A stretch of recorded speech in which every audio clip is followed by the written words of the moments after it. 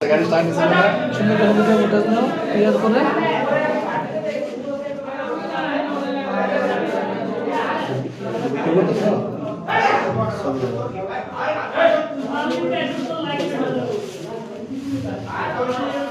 হ্যাঁ আমার তারপরে হচ্ছে প্রয়োজনে আসামিদের এখানে দাঁড় করায়া তাদের দুই তিন জন বসাই দিবেন আসামিরা বসাইয়া তারপরে এদিকে জড়িয়ে দেবেন তারা সাথে করে মিডিয়ার জন্য বুঝছো সুন্দর করে নাও মিডিয়ার কারেন্ট পাইতেছে না এলিট ফোর্স হিসেবে আত্মপ্রকাশের সূচনা লগ্নে থেকেই বিভিন্ন ধরনের অপরাধ নির্মূলের লক্ষ্যে অত্যন্ত আন্তরিকতা ও নিষ্ঠার সাথে কাজ করে আসছে এবং দেশের আইন শৃঙ্খলা রক্ষা ও মাদক বিরোধী অভিযান পরিচালনায় অগ্রণী ভূমিকা পালন করে যাচ্ছে।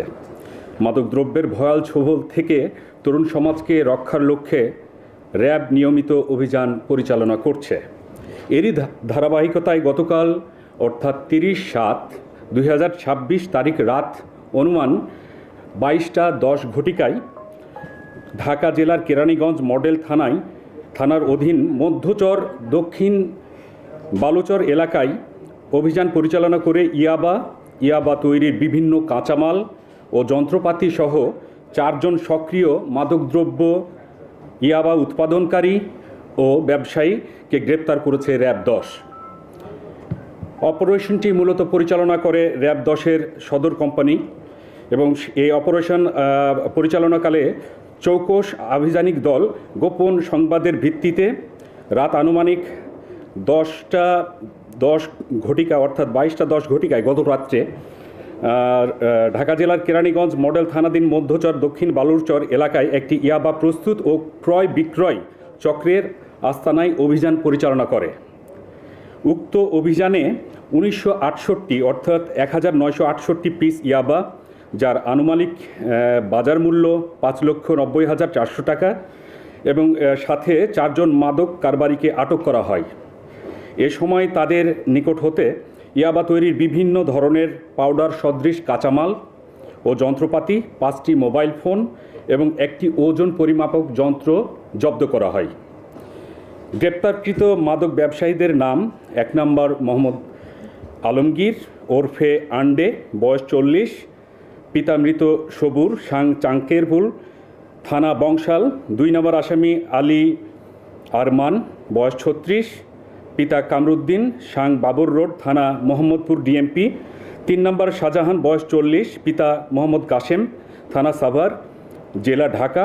4 নম্বর সোনিয়া, বয়স 30, পিতা মৃত শফিক, রিং রোড, থানা আদাবর ডিএমপি।